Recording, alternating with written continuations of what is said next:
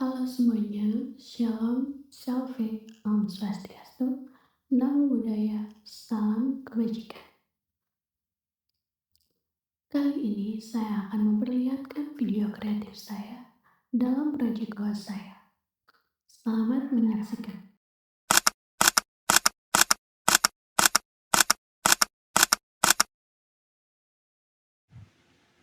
Nah, kali ini saya akan menjelaskan materi pada proyek goa saya pada mata kuliah Pendidikan Pancasila. Sebelum masuk pada materi, saya akan memperkenalkan diri saya terlebih dahulu. Perkenalkan, nama saya Angelin Chilaverskevi dengan NIM 25100300146. Saya dari kelas 1D Manajemen.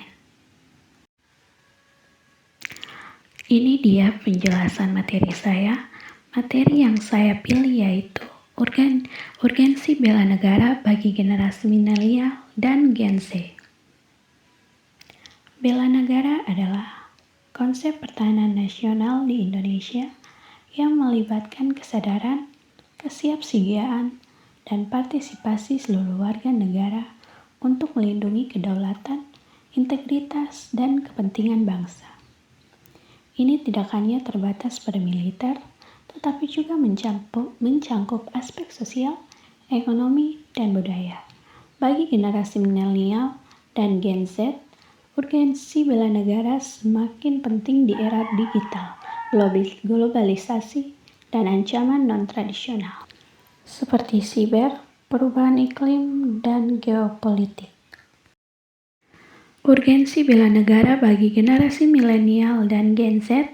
Generasi ini tumbuh di tengah kemajuan teknologi dan konektivitas global, membuat mereka rentan terhadap ancaman seperti propaganda asing, radikalisasi daring, dan krisis lingkungan. Urgensi utamanya adalah keamanan digital. Milenial dan Gen Z adalah pengguna aktif internet, sehingga mereka perlu membela negara dari serangan siber yang dapat mengganggu infrastruktur nasional. Yang kedua ada ketahanan sosial dan ekonomi. Di tengah pandemi, perubahan iklim dan ketidakstabilan geopolitik seperti di Laut Cina Selatan, generasi ini harus berkontribusi untuk ketahanan bangsa. Yang ketiga ada pencegahan radikalisasi.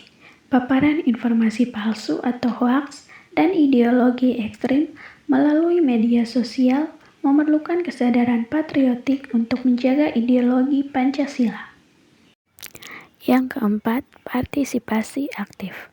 Mereka dapat mendorong inovasi dalam bela negara seperti teknologi AI untuk pertahanan atau kampanye lingkungan yang berkontribusi pada keamanan nasional. Tanpa keterlibatan mereka, negara beresiko kehilangan generasi muda yang inovatif dan terhubung global yang bisa menjadi aset utama dalam menghadapi tantangan masa depan. Ada beberapa contoh aktual. Yang pertama yaitu ancaman siber terhadap infrastruktur nasional pada tahun 2023. Serangan ransomware terhadap sistem pemerintahan Indonesia seperti yang terjadi pada Kementerian Komunikasi dan Informatika, milenial dan Gen Z sebagai pengguna utama digital dapat berkontribusi melalui kampanye kesadaran siber atau pengembangan aplikasi keamanan. Yang kedua, konflik geopolitik di Laut Natuna pada tahun 2021. Ketegangan dengan Cina di perairan Indonesia mempengaruhi keamanan maritim. Milenial dan Gen Z terlibat melalui kampanye Save Natuna di TikTok, meningkatkan kesadaran nasional. Contohnya kolaborasi dengan TNI AL untuk edukasi daring. Yang ketiga ada pandemi COVID-19 tahun 2020 sampai 2022. Generasi muda terlihat dalam vaksinisasi massal dan solidaritas sosial seperti gerakan bersama lawan COVID oleh Gen Z di media sosial. Ini mencerminkan bela negara melalui ketahanan, kesehatan, mencegah kerusakan ekonomi dan sosial. Fakta menurut data Kemkes RI, partisipasi vaksinasi Gen Z mencapai 80% di beberapa daerah, membantu pemulihan nasional. Yang keempat ada pencegahan hoaks dan radikalisasi pada tahun 2023. Kasus penyebaran informasi palsu selama Pilpres 2024, Gen Z di platform sebagai Instagram menggunakan kreativitas mereka untuk kampanye anti-hoaks, mendukung bela negara ideologis. Faktanya dari survei dari Leadbank Kompas menunjukkan 70% Gen Z aktif melawan informasi daring. Nah, tadi saya sudah menjelaskan materinya. Sekarang kita masuk dalam kesimpulan dan ajakan bagi para penonton. Kesimpulannya, urgensi bela negara bagi generasi milenial dan Gen Z tidak lagi terbatas pada angkatan senjata, melainkan telah berevolusi menjadi pertahanan kedaulatan dalam dimensi kontemporer di era digital.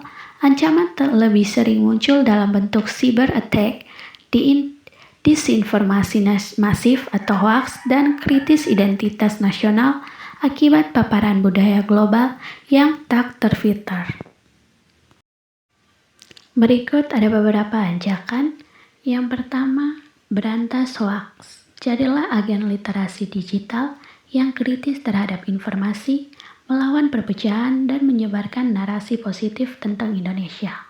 Yang kedua, cinta produk lokal. Dukung UMKM, bangga menggunakan produk pembuatan Indonesia, dan bantu mereka menembus pasar global melalui keahlian digital Anda. Yang ketiga, perkuat persatuan. Jadilah jembatan toleransi, gunakan media sosial untuk merayakan keberagaman, menolak diskriminasi, dan mempraktikkan Pancasila dalam interaksi sehari-hari.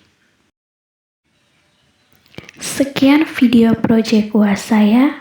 Sekian dan terima kasih.